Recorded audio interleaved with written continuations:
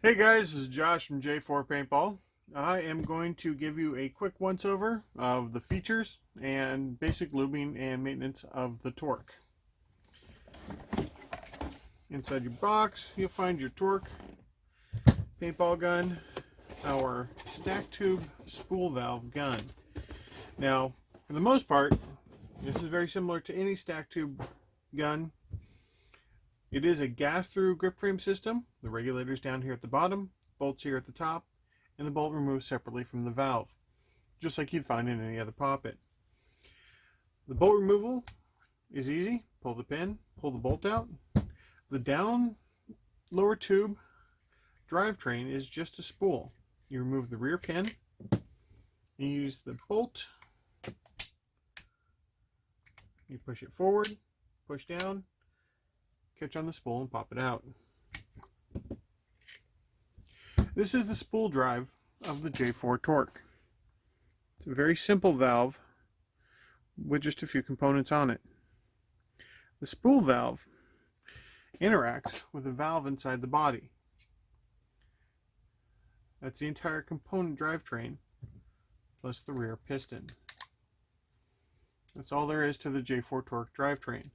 The spool valve is very simple because it has a spool or an O-ring here, an O-ring there, and an O-ring down here.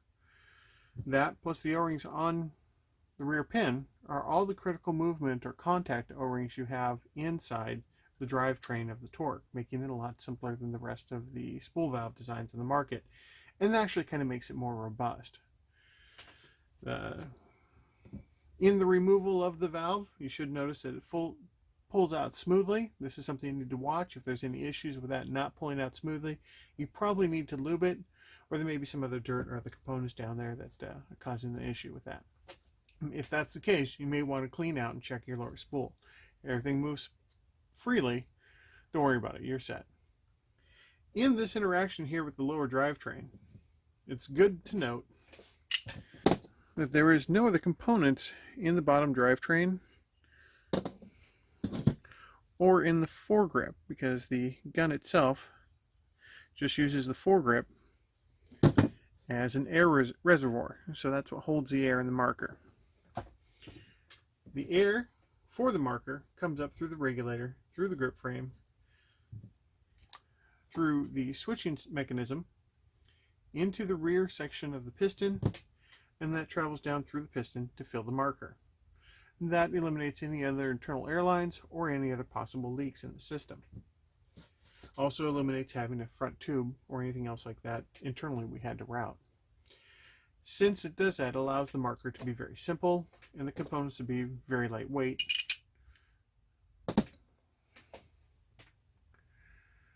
The spring action on the valve. We may have to fight our autofocus on this a little bit. When the valve operates and comes fully forward, it normally starts at this position here. As it comes forward, the spring engages right as the bolt, the tip of the valve is about to come out of the body. It starts compressing the valve body. Right, we're going to fight this focus here. And can pop out.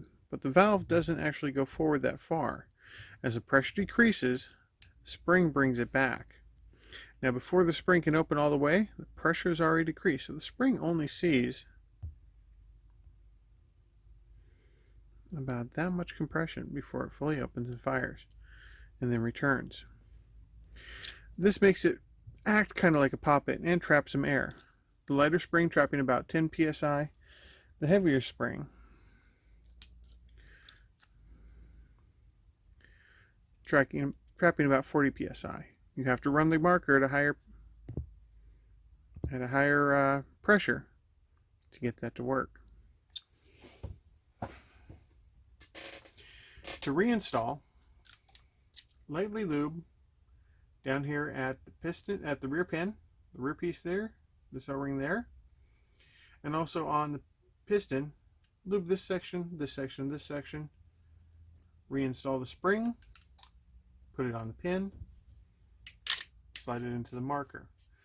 It's actually very, very easy to service, and if you have any problems, normally a little bit of light lube fixes everything. Similar to a Tippmann, it's a pretty lube-happy gun. Also, occasionally do check the O-rings and the front bolt tip. Notice we have an Exalt front bolt tip there. Make sure those are lubed so that the bolt slides freely. When you have the bolt engaged and engaged to the spool, slide it back and forth, again checking the tension of the spring so it comes back. Make sure everything moves smoothly. You can put any lube you really want on here, any paintball lube. We're not going to say, oh, you need to only use our lube. Even the light fine lubes like the Casey No Hot Shots or the old style lubes, those work just fine in here. I've ran them on everything. I've ran Dow 33, Dow 55. It really doesn't affect the gun much. It's pretty robust. Now, part of the reason it's robust has to do with the fact that we run a Hall effect sensor built into the bolt and into the eye board. Now, it's quick to say the eye board here is mounted in the body. We have a split body design, and we mount the eye board there, and the bodies fit together. Now, mind you, I'm holding it sideways because we have our bodies interlocked pretty tightly. The eye board sits there, our detents sit here, and the eye cover goes over that. Because of that option, the eye board has a small Hall effect sensor here and a magnet here. As the magnet comes past the Hall effect sensor, it turns off the dwell. So what happens is you turn on your gun, you fire it, and as the bolt comes across the Hall effect sensor, it turns it off. Currently with the bolt position in the setup, we run about 12 milliseconds to 13 milliseconds dwell per shot. The dwell can be turned below that, and then you end up getting a more efficient system, but it's not necessarily as robust. So if you're using it in the morning and something like that, or cold weather or nasty weather, and you want a very robust setup, set your dwell to about 20, and unless your dwell exceeds 20 milliseconds, it'll probably turn off about 12 to 13. We've noticed on first shot drop off that sometimes you want 13 milliseconds for that first shot, but then it'll want to turn down to about 8. This is, again, however you set up the dwell. The longer the dwell, it'll turn off automatically after the bolt's all the way forward, but sometimes that affects efficiency. The Hall effect sensor makes for a dwell-less or dwell-independent setup, and mechanically it ends up being a very simple to run marker. Doesn't matter the weather, and the Exalt bolt tip on top of some planning on the original design of the pin makes for a very light bolt action. The bolt in this case has an O-ring here and an O-ring here.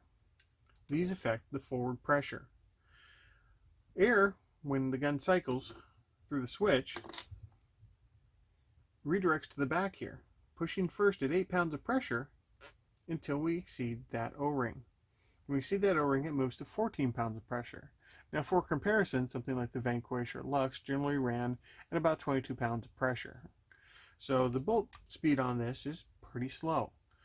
That matched with the bolt tip, you end up having a gun that really doesn't break a lot of paint. There's a lot of videos out there where people went out there and tested the marker in really cold weather, and we had almost no paint breakage. I don't think there's actually a video of the gun breaking paint. The switch inside the system currently uses a heavy-duty Mac 33 that has to, instead of firing an entire gun, just has to move the switch about that far. That allows the gun to fire by transferring air back into the rear section of the piston. Now again, it's very simple. There's really not much going in the system beyond that.